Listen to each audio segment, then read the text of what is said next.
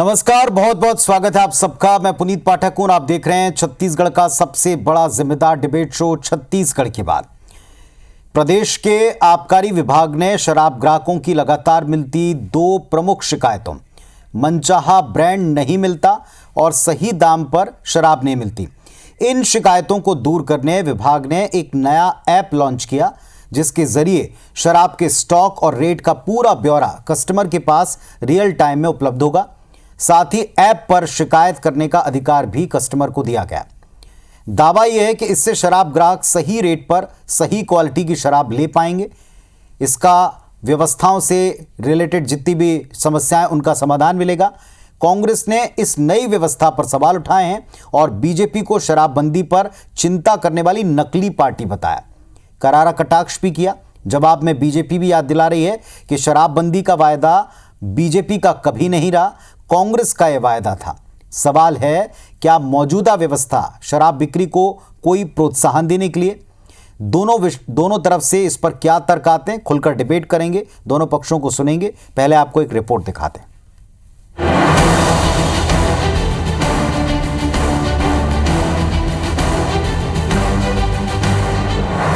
पूर्व सीएम भूपेश बघेल का ये एक्स पोस्ट है।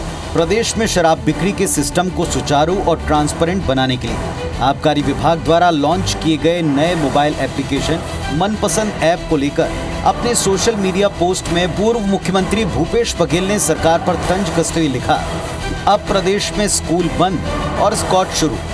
जाहिर है इस पर सियासत गरमाना तय है। दरअसल छत्तीसगढ़ कांग्रेस बीजेपी को शराबबंदी की नकली चिंता करने वाली पार्टी के तौर पर घेरना चाहती है। छत्तीसगढ़ कांग्रेस अध्यक्ष दीपक बैज ने बीजेपी को निशाने पर लेते हुए तंज कसा कि अब प्रदेश में स्कूल बंद हो रहे हैं और शराब की दुकानें बढ़ रही हैं। शराब पर चीखने चिल्लाने वालों का असली चेहरा सामने आ गया है।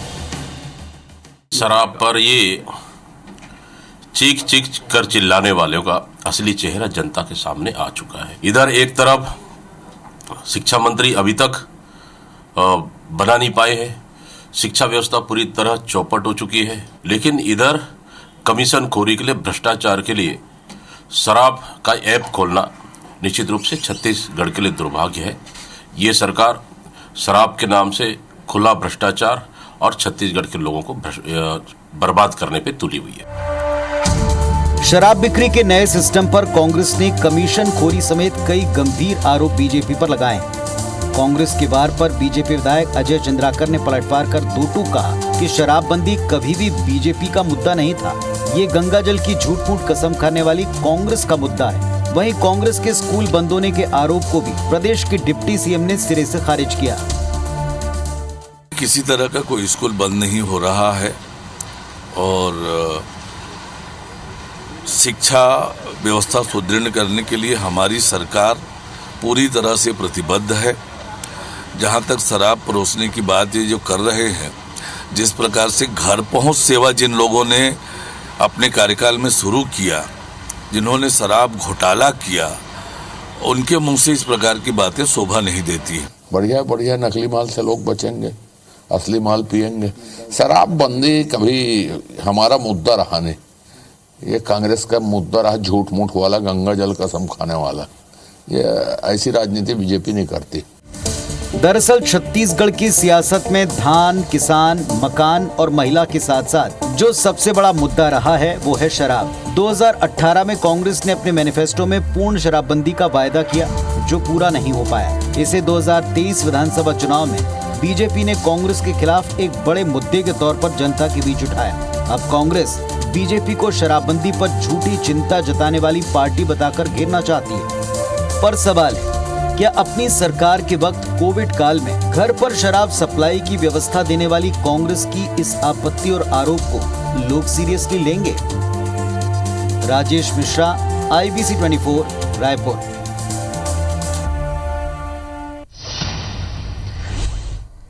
और इस वक्त हमारे साथ इस महत्वपूर्ण विषय पर, संवेदनशील मुद्दे पर बातचीत करने के लिए दोनों पक्षों के दो बड़े ही समर्थ नेता हैं। रिकेश सैन जी हैं, भारतीय जनता पार्टी के युवा तेज तर्रार नेता और विधायक, और साथ में बेहद अनुभवी कांग्रेस पार्टी के जिम्मेदार नेता सुरेंद्र शर्मा जी। आप दोनों को नमस्कार है, मेरा बहुत स्वागत है आपका। प्रदेश में शराबबंदी कोई नया मुद्दा नहीं है, सरकारें बदलती रहीं, विपक्ष में जो भी रहा उसने शराबबंदी का समर्थन किया, वकालत की और सरकार को घेरा है। लेकिन अब जो ऐप आया, इस पर मौजूदा पोस्ट और कांग्रेस के वार पर आज हम खुली डिबेट करेंगे। राकेश सेन साहब, अपना ओपनिंग स्टेटमेंट रखिए। सीधा सीधा आरोप है कि बीजेपी का ये असल चेहरा है, शराबबंदी को लेकर घेरने वाली पार्टी का ये असलियत है कि वो ऐप के द्वारा घर घर शराब पहुंचाने की व्यवस्था करे। सबसे पहले आप सबको नमस्कार। और मुझे ऐसा लगता है कि सुरेंद्र शर्मा जी एक परिपक्व नेता है और एक अच्छी डिबेट आज होगी इस मुद्दे पे। आपने कहा है कि हम जो है घर घर शराब देने की बात कर रहे हैं। देखिए, हम तो खुलेआम कह रहे हैं कि इस ऐप में आप जाइए, इस ऐप में जो है आपको जाकर आपकी मनपसंद शराब भी मिलेगी और साथ में आपको कोई जहरीला शराब नहीं मिलेगा। लेकिन भूपेश बघेल जी की सरकार ने क्या किया था? कोविड आया था तो उस समय इनके जो कांग्रेस के नेता, कांग्रेस के विधायक अवैध रूप से घर घर में शराब बेचने की तैयारी कर रहे थे और बेचे, घर घर पहुंचा के इन्होंने दिया था शराब। और एक बात बताइए, पिछले 5 साल का आंकड़ा अगर निकालेंगे तो जहरीली शराब से कितनों की मौत हुई है, ये आप भी जानते हैं, हम भी जानते हैं।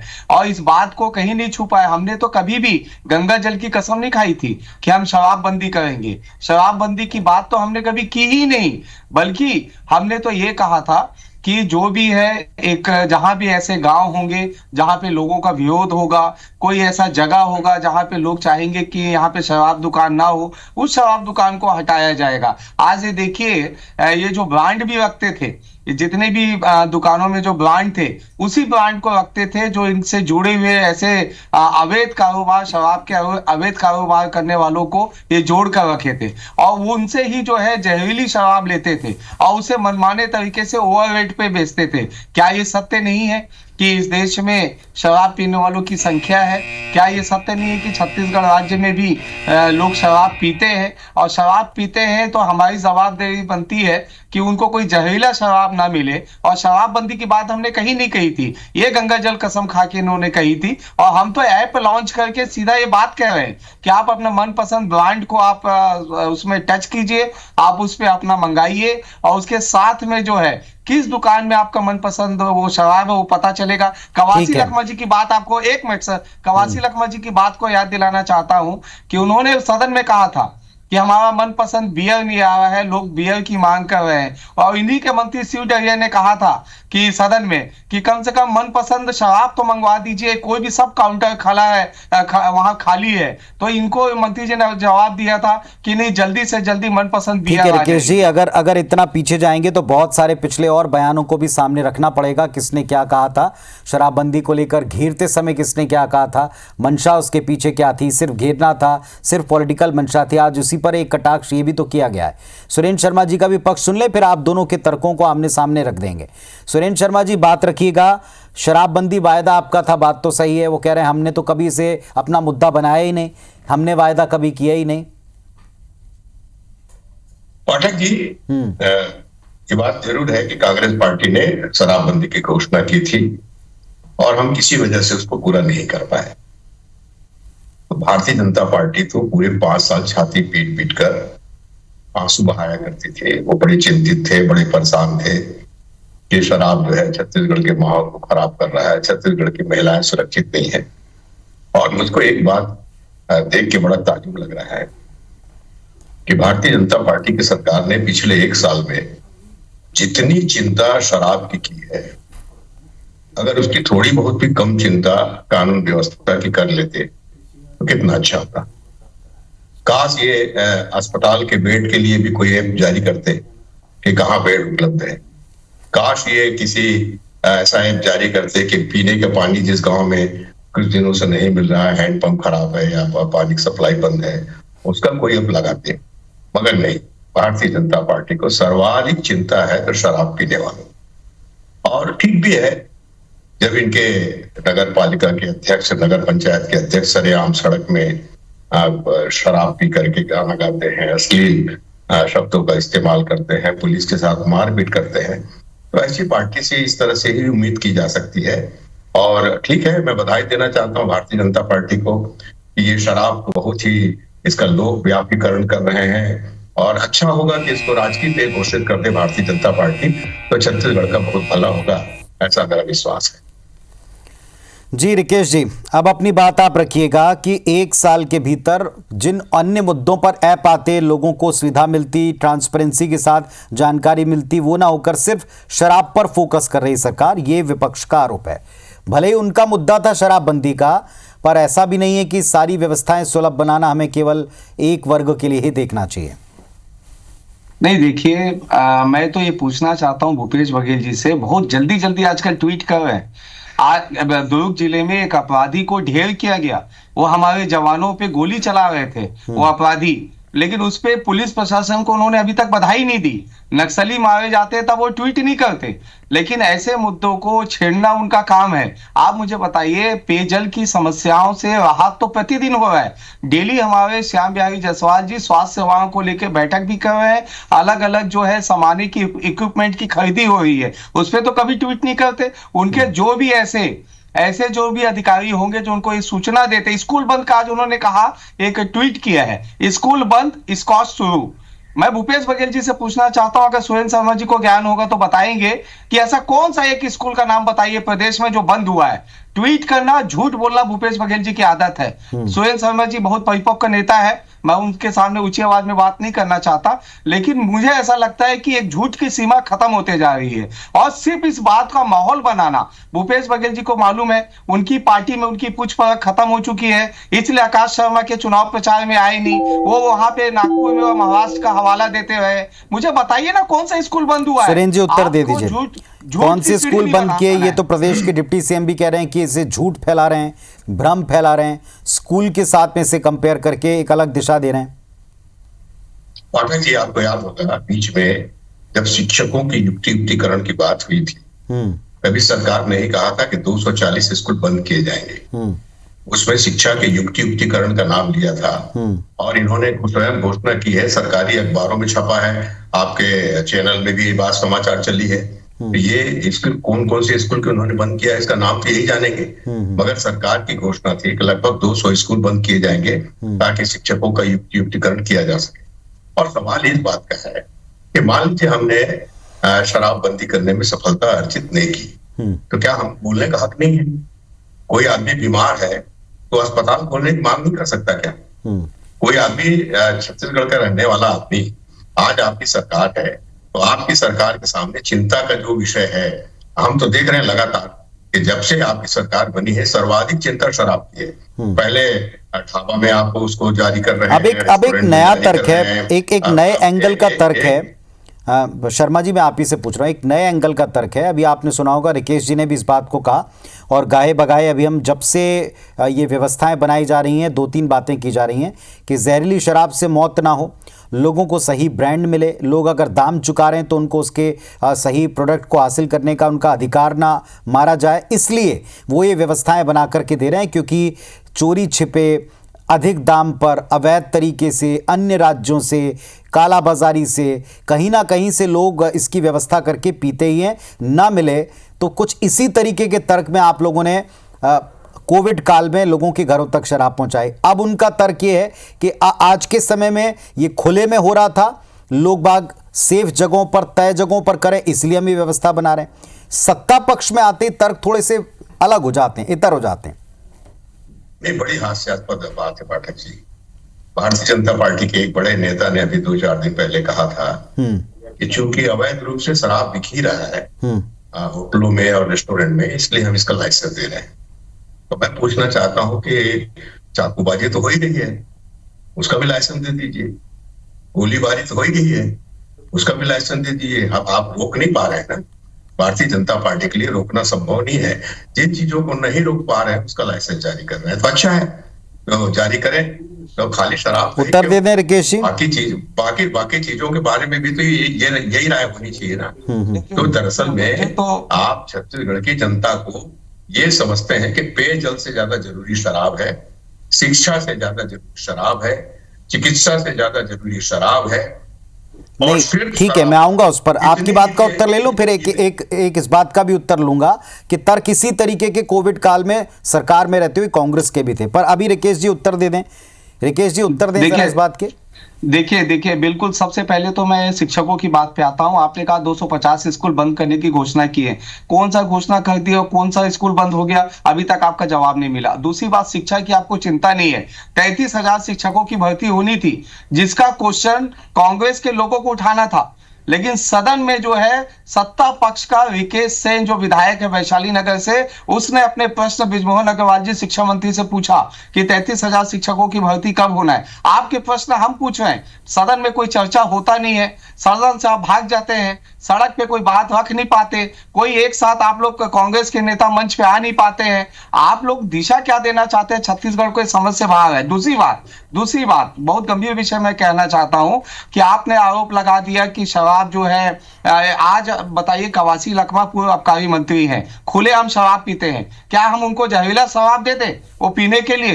कांग्रेस के सारे जो, सब मैं नहीं कहता कि सभी कांग्रेस के नेता के बच्चे जो है पीते हैं, लेकिन जो लोग भी शराब का सेवन करते हैं, क्या उनको एक सवाल मेरा रिकेश जी आपसे भी है, और ये जब आप ये तर्क रख रहे हैं तो थोड़ा सा, बहुत ज्यादा पीछे नहीं ले जा रहा हूं, आप तो बहुत पीछे तक गए और बताया आपने सारे उदाहरण, लेकिन मैं थोड़ा आपको वापस उसी कोविड काल में लाता हूं, उस कोविड काल की डिबेट्स पर लाता हूं। आपने कहा जब लोगों को चीजें नहीं मिल रही तब आप घर में शराब दे रहे हैं, ये कैसी सरकार है? अब आज की तारीख में उसी तरह के तर्क के हम उन लोगों को जहरीली शराब नहीं मिल जाए इसलिए हम उनके लिए ऐप बना रहे हैं, इसका उत्तर आप जरूर दें, आपसे मांगा भी जा रहा है। जी बिल्कुल, मैं इसके लिए तैयार हूं और सीना तान के कह रहा हूं कि हमारी सरकार ऐप के माध्यम से अच्छी शराब, क्योंकि ये तो आप इनकार नहीं कर सकते कि छत्तीसगढ़ में कोई शराब पीता नहीं है, आप तो इनकार कर नहीं सकते। मैंने तो अभी भी कहा कि कवासी लखमा को क्या हम जहरीली शराब दे दे? और रही बात कोविड काल में, इन्होंने कहा था कि हम कोई भी शराब जो है लोगों तक नहीं पहुंचा रहे हैं। मैं नाम लेके कोट कर सकता हूं, महापौर एजाज ढेबर, उनके भाई अनवर ढेबर, ऐसे कई कांग्रेस के विधायकों ने अवैध रूप से लोगों को एक नया ब्रांड लॉन्च किया था, और ब्रांड लॉन्च करके इनकी फैक्ट्री में बना और उसे घर घर तक पहुंचाने का प्रयास किया इन्होंने। सुरेंद्र जी उत्तर दीजिएगा। इसलिए देखिए, सुरेंद्र शर्मा जी क्या है, पाक साफ व्यक्ति है, सुरेंद्र शर्मा जी पाक साफ आदमी है, ब्राह्मण व्यक्ति है, और मुझे ऐसा लगता है शराब जैसे चीजों में कभी पड़े नहीं है, लेकिन जो इनके जो नेता हैं वो अधिकतर जो है गंगा जल की कसम खा ली। नहीं, पर अब थोड़ा सा अपने पक्ष के नेताओं को भी देखें। एक पूर्व मंत्री, बड़े जिम्मेदार विधायक महोदय, जनप्रतिनिधि, वो तो कह रहे हैं हमने तो कभी कहा ही नहीं, तो क्या हम ये भूल जाएं वो सारी बातें डिलीट? नहीं, तो क्या इस बात को जनता भी डिलीट कर दे अपने मन से कि जब शराबबंदी को लेकर पिछली डिबेट्स होती थी या आगे कभी डिबेट होगी कांग्रेस की अकाउंटेबिलिटी पे, उनके सरकारों की अकाउंटेबिलिटी पे, तो ये मानकर चलें कि ये सिर्फ आप उनको घेरने के लिए कह रहे हैं, शराबबंदी के फेवर में नहीं है, ये मानकर चलें? नहीं देखिए, आज वो साफ कह रहे हैं हमारे मुद्दे में है ही नहीं करना। आप वायदा कहें समझ में आता, आप कह रहे हैं हमारे मुद्दे में नहीं, तो ये मान लिया जाए कि ये मुद्दा नहीं है बीजेपी के लिए कोई भी। देखिए मायने कहां पे है? जहां पे कोई गांव के लोग विरोध करते हैं, ऐसा कोई कॉलोनी जहां पे विरोध होता है कि शराब दुकान नहीं होनी चाहिए, ऐसे जगह पे हम पक्ष में हम वहां से दुकानें हटा देते हैं। मेरे विधानसभा क्षेत्र में ही मैंने भी 4 दिन पहले अपनी दुकान को हटाई है यहाँ पे। तो ऐसा कोई होता है तो हमारे संज्ञान में आता है, और हमारे मैनिफेस्टो में जिस दिन भी आएगी परिस्थिति अगर आने वाले समय में। सुरेंद्र जी से मैं एक फाइनल उत्तर ले लेता हूँ। सुरेंद्र जी, उत्तर आपके सामने है, आप भी जरा अपना पक्ष रखिए और ये बताइए, आप लोगों को लगातार इस पर घेरा गया और आप भी घेरते हैं, फिर उस क्राइम का क्या होगा जो नशे की दुहाई दे देकर बढ़ते हुए क्राइम पर आप इतनी बहस में बड़ी बड़ी बातें करते हैं? इसी बात को मैं कह रहा हूं पाठक जी, दरअसल देखिए, मुझको आपत्ति इनके ऐप लागू करने पे नहीं है, मुझको आपत्ति इनकी प्राथमिकताओं पे है। मैं ये कह रहा हूं कि जितनी चिंता, जितनी संवेदनशीलता भारतीय जनता पार्टी ने शराब के विस्तारीकरण के लिए दिखाया है, शराब को सुलभ बनाने के लिए दिखाया है, शराब को सर्वसुलभ बनाने के लिए जो प्रयास भारतीय जनता पार्टी कर रही है जी, देश में, छत्तीसगढ़ में अन्य समस्याएं भी हैं, उन समस्याओं के समाधान के लिए इनके पहल में शराब जैसी तत्परता नहीं दिखती। चलिए, लेकिन ये अच्छा हो रहा है कि जो इस ऐप के ऊपर जो अभी बहस छिड़ी है, जो एक्स पोस्ट के ऊपर बहस छिड़ी है, ये जनता के बीच में, पब्लिक के डोमेन में, क्लैरिटी के साथ में जी सेन साहब, वक्त समाप्त हो गया, वरना और आपकी बातों को मैं विस्तार देकर के सुनवाता। सिर्फ 10 सेकंड। जी जी, मैं ले चाहता लीजिए, हूं चलिए ले भूपेश लीजिए, 10 बघेल सेकंड जी, ले लीजिए, बोल दीजिए। भूपेश बघेल जी अन्य समस्याओं पे भी ट्वीट करे, विपक्ष के साथ ही अन्य विषयों पे भी हमारे अच्छी बात है, संज्ञान में अधिकार है आप डालें। दोनों के। वो आप कह रहे हैं कि वो अन्य समस्याओं पर ट्वीट करें, वो कह रहे हैं अन्य चीजों पर भी ऐप जारी कर दें ताकि लोगों को उतनी ट्रांसपेरेंसी से बाकी की सुविधाएं भी मिल सकें। फिलहाल जनता के समक्ष दोनों पक्ष हैं, वो किस पक्ष को कितने सही मानते हैं, कितना साथ अपने पाते हैं, वो उनके ऊपर हम छोड़ते हैं। फिलहाल आप दोनों का धन्यवाद देते हैं कि इस विषय पर आपने खुलकर अपनी राय रखी। नमस्कार।